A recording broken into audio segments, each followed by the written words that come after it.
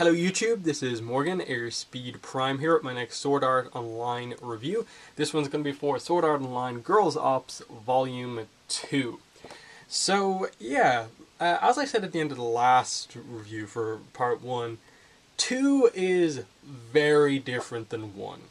I praised 1 for kind of surprising me, kind of beating my expectations of expecting this kind of, oh, it's going to be super focused on fan service because it's just about the girls, but then it was actually just a really interesting story. They were introducing a new character, highlighting some character interactions that don't get the focus in the show.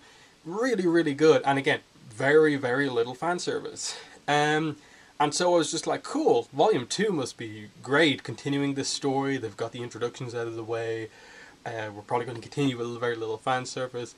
And immediately you open up the volume with bikinis. Page 2, yep, Leafa's in a bikini. Okay, fine. So I was just kind of like, oh, they're making up for it here, aren't they? They're just going completely overboard. And that is basically the entire volume. The plot, as I said, based off last volume, was that in the last volume they go to Ashley and he basically just tells them that at the start of this volume that, okay, Asuna referred you to me, but the repairs for this, because of the way they were damaged, is actually going to cost a ton. He basically says it's going to be 1 million in-game currency.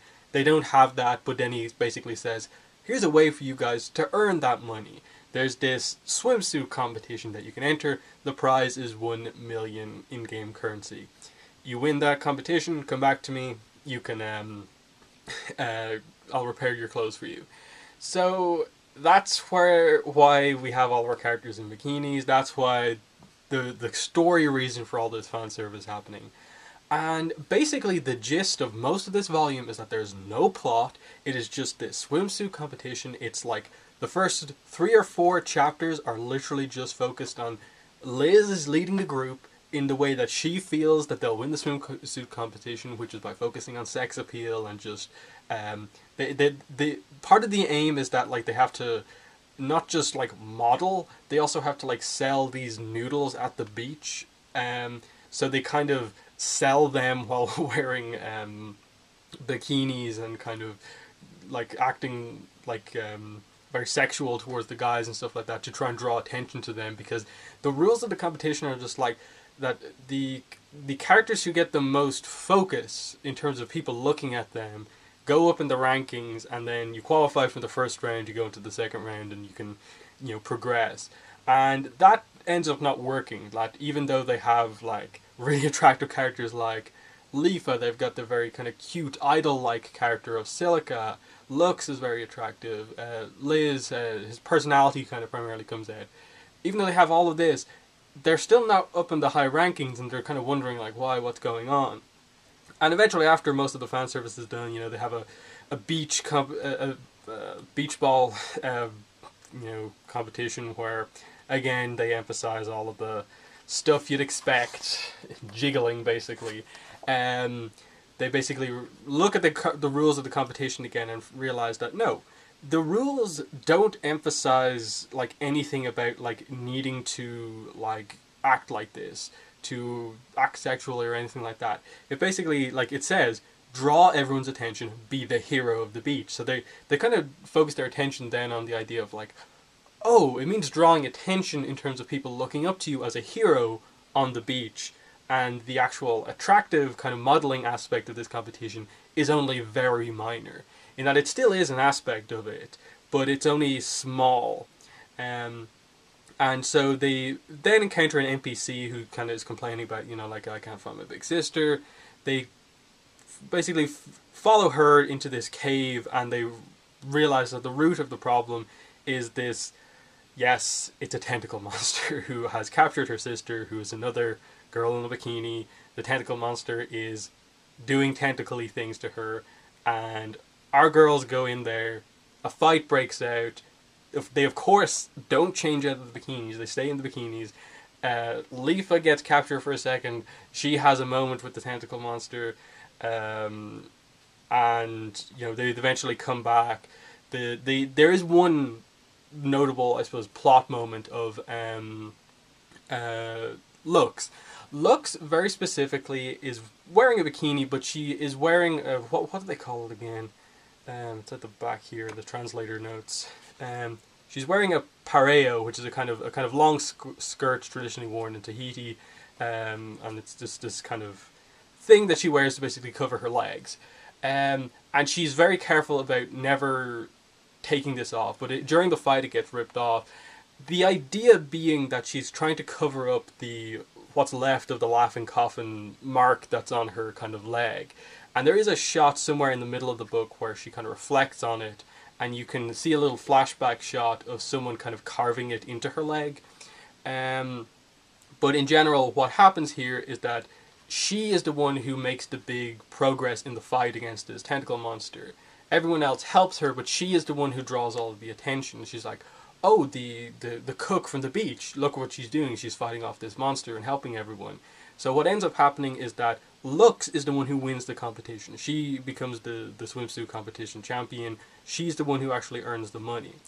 And what we get after that is basically that you see someone on their computer looking up information about the game, and they notice very specifically that Lux is the champion. So someone's attention has suddenly been drawn to Lux.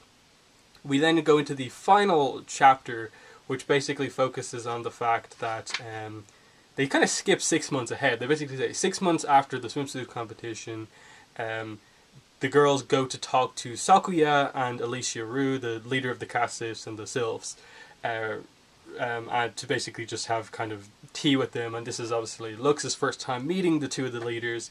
And they basically just get to talking about kind of stuff. They reference the fact that the Excalibur arc just happened, and what happened there was that Lux didn't participate in that because she had a previous encounter when the girls tried to introduce her to Kirito in real life, and she embarrassed herself basically in this moment, and so she's been embarrassed ever since to actually come into contact with Kirito. So that's why she very specifically wasn't part of the Excalibur arc, even though continuity-wise it actually takes place prior to the end of this volume.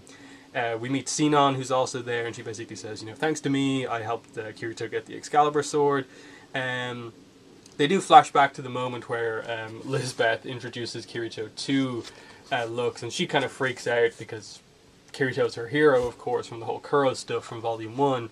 And she basically ends up kind of falling on top of Kirito, embarrassing herself, and is just so embarrassed that she doesn't really know how to handle talking to Kirito ever again. And yeah, from there, the plot kicks into gear to set up Part 3 with the idea that there are a lot of over-enthusiastic PK gangs in the Sylph territory. So player-killer gangs in ALO. Now, they do establish, and we already know, PKing in ALO is not really a problem because the game is safe and you can't be killed in real life if you die in the game. So that's fair. But they basically say that it's kind of more than that. It's, there have always been organized groups doing this sort of thing. But this is a real problem. Like, they're so powerful, like they can stop magic. They can stop you from being able to cast magic. They're using a variety of different weapons, like kind of ninja swords and throwing knives, kunai basically. And then they basically just say that it's become such a big problem. They all wear hoods, so it's very reminiscent of Laughing Coffin. And then we end the volume with the last 2 pages of just basically the leader of the this guild, whatever it is, basically saying, we're going to Swilvain. And then the very last panel is... where is it gone? I'm coming for you, Lux. And her whole thing is that she says, oh, I've decided I like this world. You can hunt any player you want, and you never go orange. So another SAO survivor, because orange is the only thing was part of SAO, if you ever PK'd anyone. So yeah, this guild, who I think very clearly are meant to represent somewhat of Laughing Coffin, at least right now based on what we're presented with, that someone has just realized Lux is in the game because she won a contest, and obviously news would come out that she won this big event in the game, focuses on her. Someone who knew her from the past, potentially a surviving Laughing Coffin member, notices that Lux is there and then focuses on getting back to her. Because obviously Lux has been hiding the Laughing Coffin tattoo, which very clearly is that now. Without fully revealing it, it is kind of more or less confirmed at this point that that is what indeed is happening here. She still hasn't told the other girls who she, at this point, has been friends with for like 6 months. She's been participating in all these quests with, getting along really well with, but she's holding back from giving them all of the information about her. And I suppose the big reveal now is that with this PK group inevitably going to encounter our group of girls, how is this reveal actually going to come out? Who is this person who's leading this PK guild? How related is everything to Laughing Coffin? And then, I suppose most importantly with that, Lux, based on what we've seen right now, isn't like acting differently that she potentially has in the past. She had this relationship with Rosa, and Rosa was killed in SAO. So why on earth was she ever part of Laughing Coffin? I can't see this character ever being a PKer, so like, well, what exactly is going on here? That mystery is exceptionally well done. But as I said, like, of the, how many chapters are here? We cover 5 chapters over the course of this near 200-page book. And, like, I'd say almost 4 complete chapters of this book are focused on the girls in bikinis, emphasizing that, over kind of sexualizing the story for no real gain, because it completely distracts from the plot. And then, as I said, Volume 1 basically had no fan service. Spoilers, but Volume 3 has no fan service. So this one just stands out as, like, what was the writers thinking? Like maybe it was just they were getting it all out of the way here because they wanted to have a pretty set-in-stone story.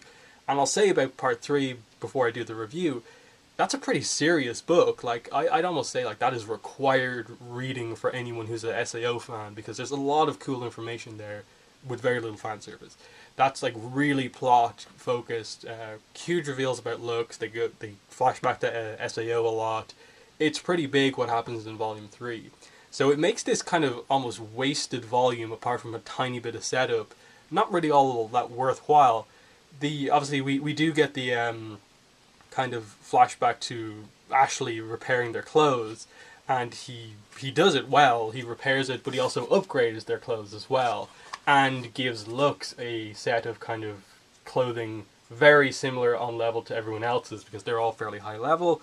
She has a new character, so she has starter gear otherwise, and so she now has gear that's on their level, so that's a pretty cool thing. And then we get the characters in their gear kind of as we see them for like the Excalibur arc and stuff like that, so that's pretty interesting that, you know, their ultimate goal in this volume is accomplished. It's just the way they get there is just like a little bit embarrassing, honestly, like how much they emphasize it and stuff like that. So, you know, I still think it's fun, and like if you are collecting this series and ultimately the plot that is focused on in Volume 1 and 3, it's one of those things like, just for your collection, like, why not have this? But it's just very clearly different than the other ones, and it's so tonally off, and that, like, yes, it makes sense, like, what some of the characters do. Liz taking over and being overly focused on the whole sexuality stuff and emphasizing that to win a competition. That's kind of her character. That's kind of part of her character, as we've seen.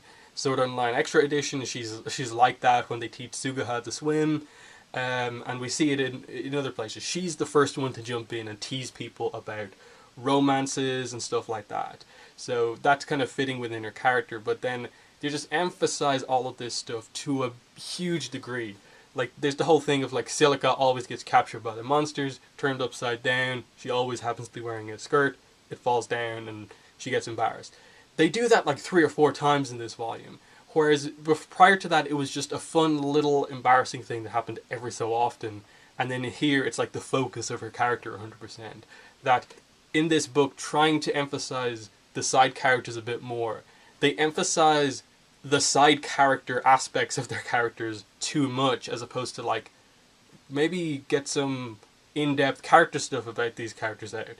Like Silica in Volume 1 with her passion to, like, help Kuro Lux, based on what Kirito helped her with.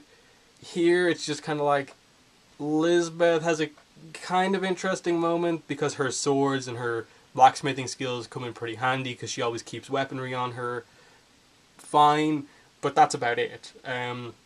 Lux continues to be the best character in this, but the problem is absolutely just that this series is a chance for these characters to shine, and this volume in particularly doesn't really let that happen. It's much better in the next volume, and I hope the story continues more like this rather going into like volume 4, which I haven't read, of course. But I'm eager to see basically what the like up and downs are like across this entire series. But yeah, that's been volume 2. You know my thoughts on it now. Fun, but a little bit like far too much fan service. But yeah, I'm just going to end there by saying, in the comments, let me know what your thoughts are on this series, Girls Ops, specifically Volume 2 here. Links in the description to my Twitter, Tumblr, Patreon campaign, and PayPal donation link if you want to follow me on social media or support my channel. But that has been the video. Thanks for watching, and bye.